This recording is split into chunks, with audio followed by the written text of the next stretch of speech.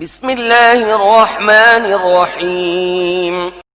ও বান্দা, তুমি যদি রোগমুক্ত থাকতে চাও তুমি কি করবে?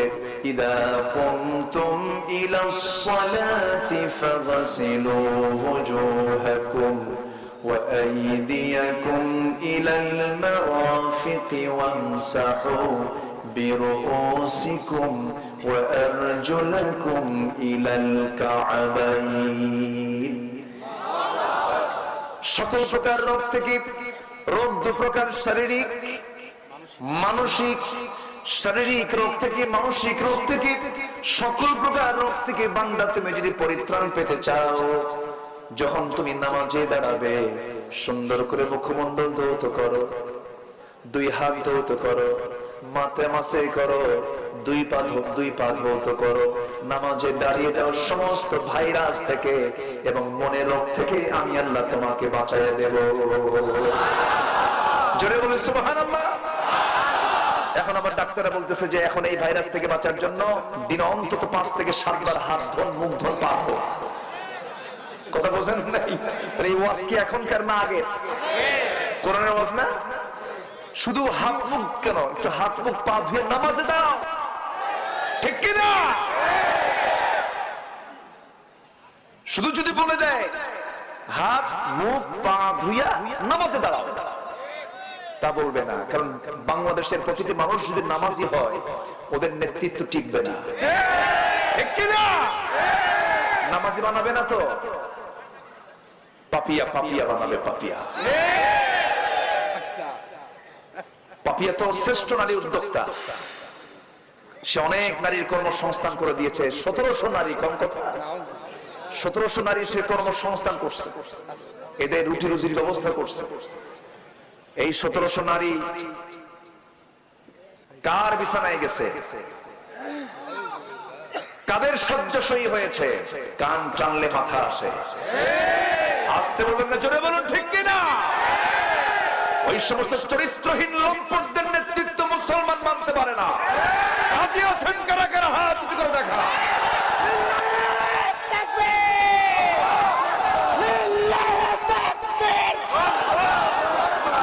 আল কোরআনের আলো সংসদে আলো, আল হাদিসের আলো সংসদে আলো।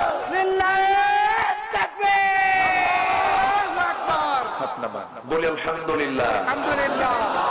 নামাজি কি বেনামাজিকে মানবে না বেনামাজি নামাজিকে মানবে? বেনামাজি নামাজি, তাই না? কিন্তু আজকে তো উল্টা হয়ে যাচ্ছে। আমাদেরকে উপদেশ দেয় বেনামাজি, হুজুর আপনার ওয়াজ হচ্ছে না, নিজের নামাজ নাই। আশ্চর্য কথা, মাহফিলে আসি, অনেকে এক মাহফিলে এসে বলতেছে হুজুর মাহফিলে ওয়াজ করেন কিন্তু গরম গরম কথা হবে না। আল্লাহ যদি এখানে গরম করে আমি কি নরম করতে পারবো বলুন? কোরআনে গরম কথা আছে না নাই? মানে তুমি সুদ খেও না হবে, এরকম হবে? হ্যাঁ, জিনা করলে পাথর মারবো হবে, হবে, হবে। আমার বুঝে আসে না এই সমস্ত কথাগুলো। এগুলো মানুষ না মাথার মধ্যে কি আছে, গোবর ছাড়া কিছু নাই এদের, ঠিক কিনা? নড়চড়া করা যাবে না, কারণ আমাকে দেখতেছে মানুষ। একদম সাইলেন্ট থাকতে হবে কোরআনের মহব্বতে। কিসের মহব্বতে? যে যেখানে আছেন। আর মঞ্চটা যখনই কেউ হাঁটে তখনই ভূমিকম্পের মতো নড়ে, আমিও নড়ি, এজন্য কেউ নড়বেন না, সাইলেন্ট। যেহেতু এটা লাইভ হচ্ছে, সবাই দেখছে। কষ্ট হচ্ছে আপনাদের? বলি আলহামদুলিল্লাহ, আলহামদুলিল্লাহ। তাহলে যেখানে নরম সেখানে নরম, যেখানে গরম সেখানে গরম, আছে না নাই? আচ্ছা, আমার ভাইরা, এই যে আপনার স্লোগানটা দিলেন, তাকবীর দিলেন, এটা কার নাম নিলাম? কার নাম? সবার আগে কার নাম নেব? এই দেশে অনেক স্লোগান আছে, আছে না?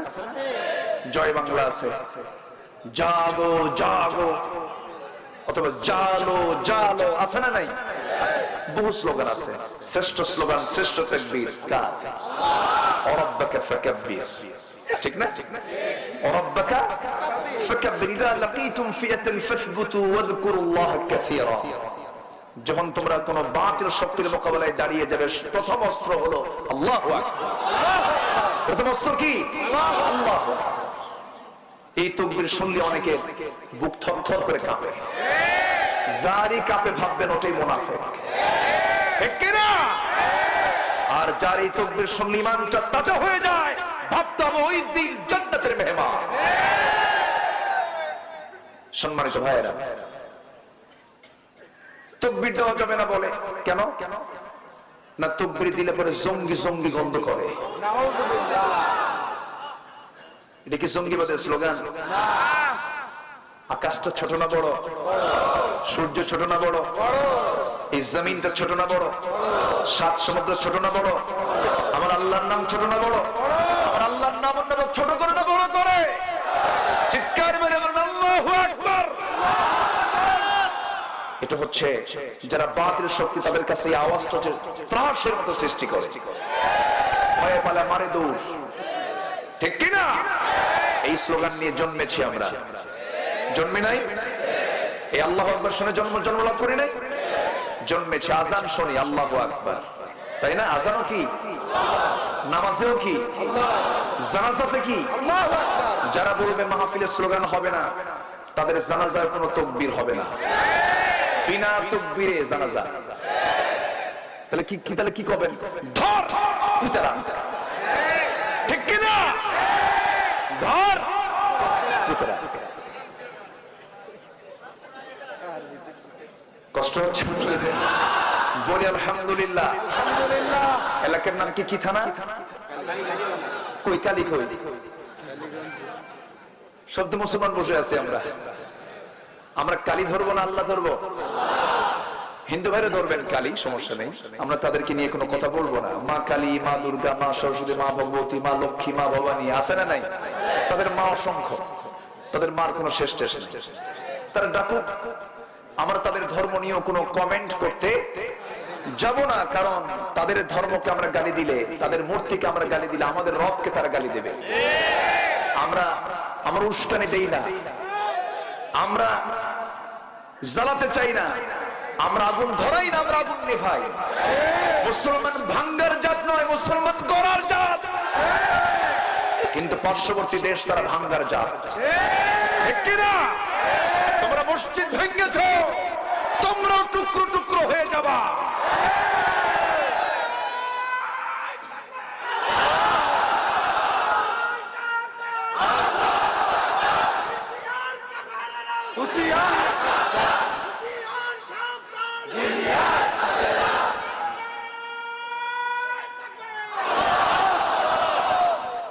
আল্লাহর ঘর সবচেয়ে প্রিয় কিনা? আল্লাহর ঘরের চেয়ে প্রিয় কিছু আছে? আল্লাহর ঘর নিয়ে তোমরা মাতাব্বরি করবা, ষড়যন্ত্র করবা, আমরা মুসলমান বসে থাকতে পারি না। এখনো যাদের ঘুম ভাঙ্গে না, তারা হলো জাগ্রত ঘুমের মেহমান। ওই ঘুম কোনোদিন ভাঙ্গানো যাবে না। সম্মানিত ভাইয়েরা, কথা অনেক আছে, আস্তে আস্তে করে বলবো, শুনতে কষ্ট হচ্ছে আপনাদের? জোরে বলি ইনশাআল্লাহ। ওই ঠাকঠুক মেরে কয়েকটা সেজদা দিলে জান্নাত পাওয়া যাবে না। জান্নাত এত সস্তা না। জান্নাত এত সস্তা হলে ঈসা আলাইহিস সালামকে কাফেররা তাকে জবাই করেছে। জান্নাত এত সস্তা হলে জাকির আলাইহিস সালামকে করাত দিয়ে দুই টুকরো করেছে।